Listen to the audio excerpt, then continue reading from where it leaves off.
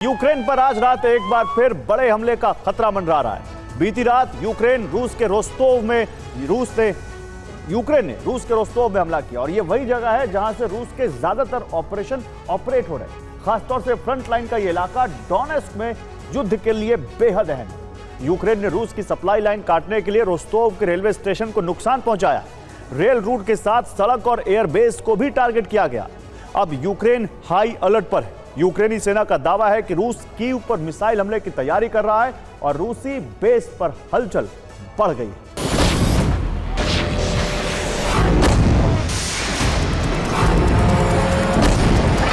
रूसी सेना की मुस्तैदी क्रीमिया में थी।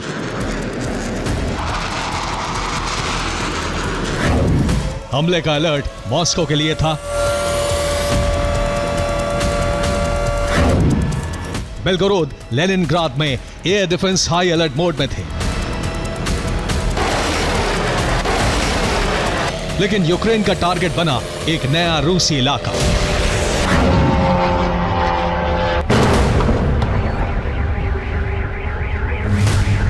यूक्रेन ने एक साथ कई ड्रोन से रूस के रोस्तोव में हमला किया। यह यूक्रेन के नए ऑपरेशन का पहला प्रहार था।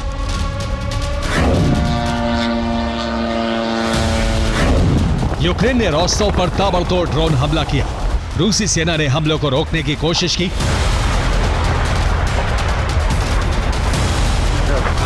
रोस्तोव में 3 एयर डिफेंस तैनात हैं। 22 यूक्रेनी ड्रोन को गिराने में कामयाबी मिली, लेकिन कई यूक्रेनी ड्रोन अपने टारगेट तक पहुंचे।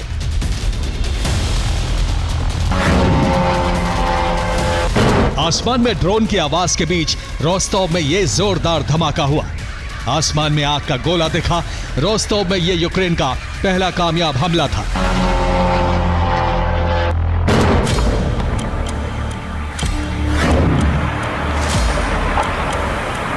यूक्रेन का यह हमला कहां हुआ, इस वीडियो से समझा जा सकता है।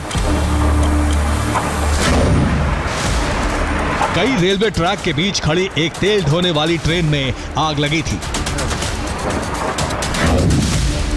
यूक्रेन का हमला साल्स्क स्टेशन पर हुआ। यूक्रेन ने रेलवे स्टेशन पर ड्रोन से कई धमाके किए। ट्रेन के फ्यूल टैंकर में आग लग गई।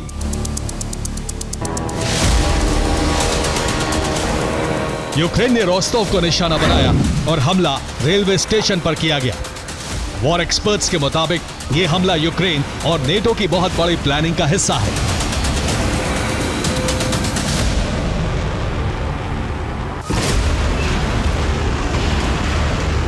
विशेषज्ञों के मुताबिक यूक्रेन ने डोनेस्क मिशन की शुरुआत की है। 10 दिनों में डोनेस्क कब्जा मुक्त कराने का लक्ष्य है। पूर्वी यूक्रेन ही इस वक्त रूस का सबसे बड़ा टारगेट है।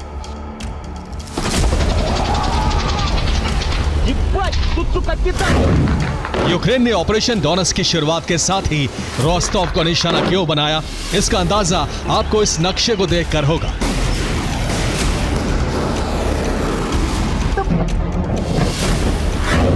रोस्तोव यूक्रेन के बेहद करीब है। यह अजोव सागर से लगा फ्रंट लाइन का इलाका है। डोनेस्क की दूरी यहां से सिर्फ 270 किलोमीटर है।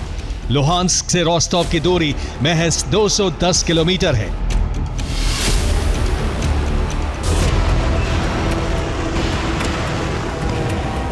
रोस्तोव को टारगेट करने का प्लान यूरोप और नेटो के एक्सपर्ट्स का हो सकता है, क्योंकि इस मिशन के लिए यूक्रेन में नए हथियार भी भेजे गए हैं।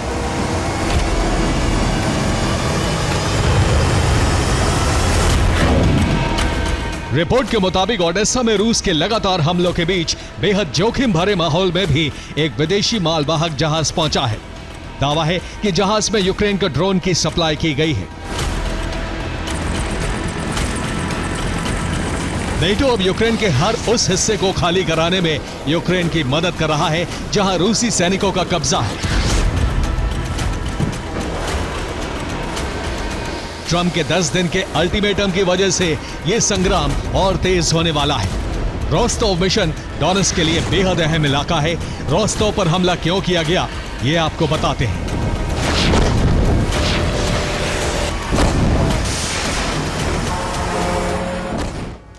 और यूक्रेन ने ऑपरेशन डोनेस्क की शुरुआत कर दी है और इसलिए रोस्तोव पर पहला प्रहार किया गया है। यूक्रेन ड्रोन से रोस्तोव के साल्स्क स्टेशन पर हमला यूक्रेन ने किया क्योंकि यह पूर्वी यूक्रेन का सप्लाई केंद्र है।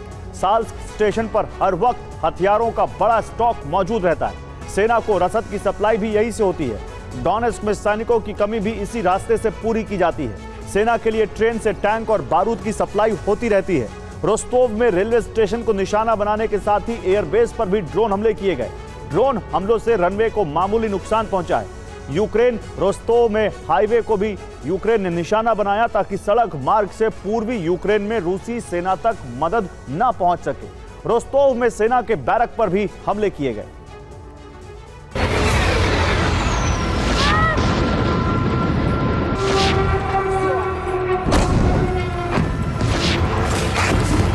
रूस के 2 सैन्य ठिकानों पर भी जबरदस्त धमाके हुए। रिपोर्ट के मुताबिक ब्लास्ट के बाद सैन्य ट्रेनिंग सेंटर में आग लग गई। रूसी सेना का दावा है कि आग जंगल से फैली है। रूस पर इन हमलों के बाद रूस बदले की तैयारी में है। अंदेशा है कि आज रात यूक्रेन पर बहुत बड़ा हमला हो सकता है। रूस राजधानी कीव में तबाही मचाने की तैयारी में है। रोस्तोव हमले का बदला डोनेस्क से लिया जाएगा।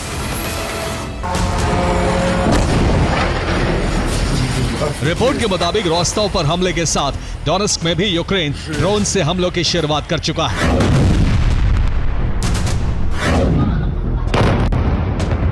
सोमवार की रात डोनेस्क में कई जगहों पर धमाके हुए।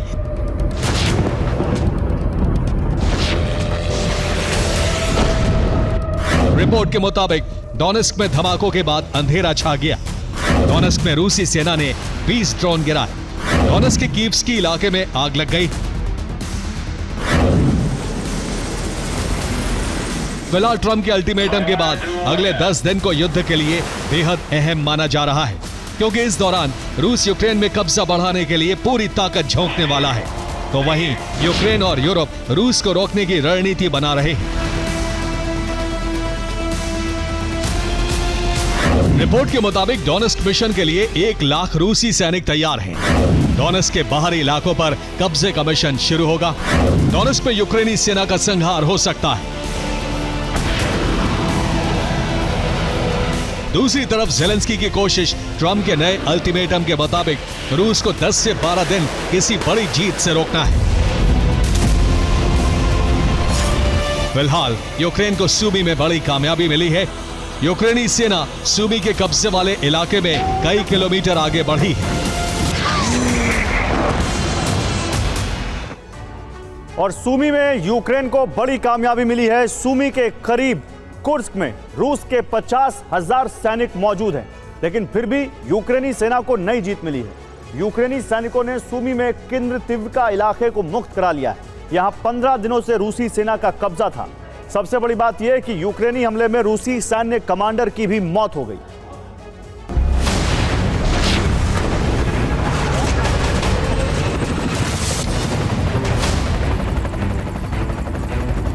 रिपोर्ट के मुताबिक यूक्रेन सेना ने सूमी से रूस की 3 बटालियन को खदेड़ दिया है।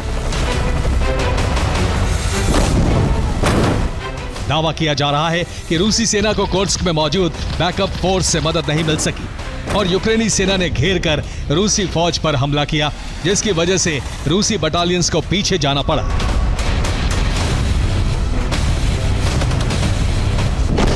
यूक्रेन को कई देशों से आगे मिशन में मदद का भरोसा मिला है। लातविया यूक्रेन को बख्तरबंद लड़ाकू वाहन देने जा रहा है। लातविया यूक्रेन के साथ ड्रोन प्रोडक्शन भी करेगा। स्पेन यूक्रेनी सेना को ट्रेनिंग के साथ एयर डिफेंस देगा। जर्मनी से यूक्रेन को एक बार फिर IRIS-T एयर डिफेंस सिस्टम की सप्लाई की जाएगी। पहली बार 11 डिफेंस सिस्टम यूक्रेन भेजे जाएंगे। माना जा रहा है कि भविष्य में नेटो की मदद से यूक्रेन रूस को कड़ी चुनौती देने वाला है। Bureau report, TV9 Bharatvarsh.